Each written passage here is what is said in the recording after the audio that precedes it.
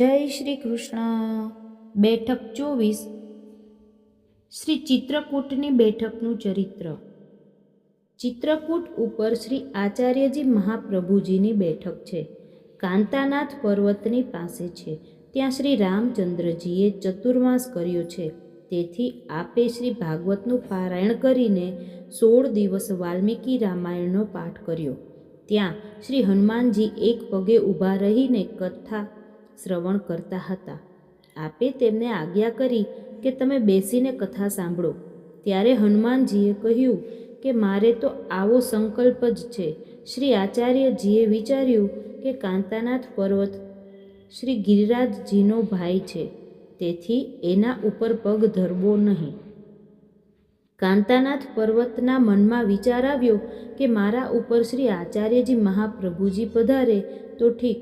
તેથી એક બ્રાહ્મણનું સ્વરૂપ લઈને તે શ્રી આચાર્યજી મહાપ્રભુજી પાસે આવ્યો.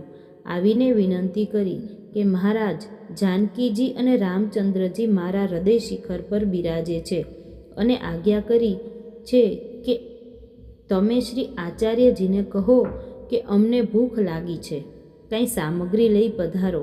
તે સમયે શ્રી આચાર્યજી શ્રી ઠાકોરજીનો ભોગ ધરીને બિરાજ્યા હતા. ત્યારે આપે દામોદર દાસને કહ્યું કે કેળા સિદ્ધ કરો. પછી પાકા 42 કેળાની સામગ્રી સિદ્ધ કરી એમાં મિશ્રી અને ઇલાયચી નાખી ગુલાબજળ પધરાવ્યું. ત્યારે કૃષ્ણદાસ મેઘે વિનંતી કરી કે મહારાજ, ગુલાબજળ તો ખાસા શ્રી ઠાકોરજીનું હતું. ત્યારે આપ હસ્યા.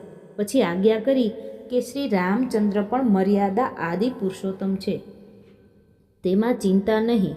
તે પછી એક કારિકા કહી, સેતુબંધન મામેક ચરિત્ર રામતમ દોષ ભાવાય નારીણામ લંકાસ્થાનમ નિરૂપિતમ. પછી કાંતાનાથના શિખર ઉપર આપ પધાર્યા. જોયું તો એક રત્નશિલા ઉપર શ્રી રામચંદ્રજી અને શ્રી જાનકીજી બિરાજ્યા છે અને લક્ષ્મણજી શેષરૂપ થઈને છાયા કરતા હતા અને હનુમાનજી હાથ જોડી ઊભા હતા. ત્યાં શ્રી રામચંદ્રજી શ્રી આચાર્યજીને મળ્યા, હાથ પકડીને રત્નશિલા પર બેસાડ્યા. ત્યારે આપે કેળાની સામગ્રી આગળ ધરી તે બેઉ સ્વરૂપે આરોગ્યા. પછી પ્રસાદ શ્રી લક્ષ્મણજી અને હનુમાનજીને આપ્યો.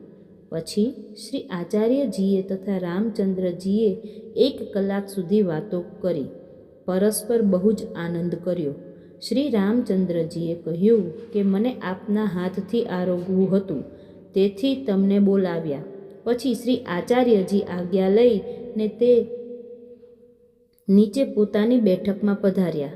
આ ચરિત્ર શ્રી આચાર્યજી મહાપ્રભુજીએ ચિત્રકૂટની બેઠકમાં કર્યું. ઇતિ શ્રી આચાર્યજી મહાપ્રભુજીની ચિત્રકૂટની બેઠક ચરિત્ર સમાપ્ત. ધન્યવાદ.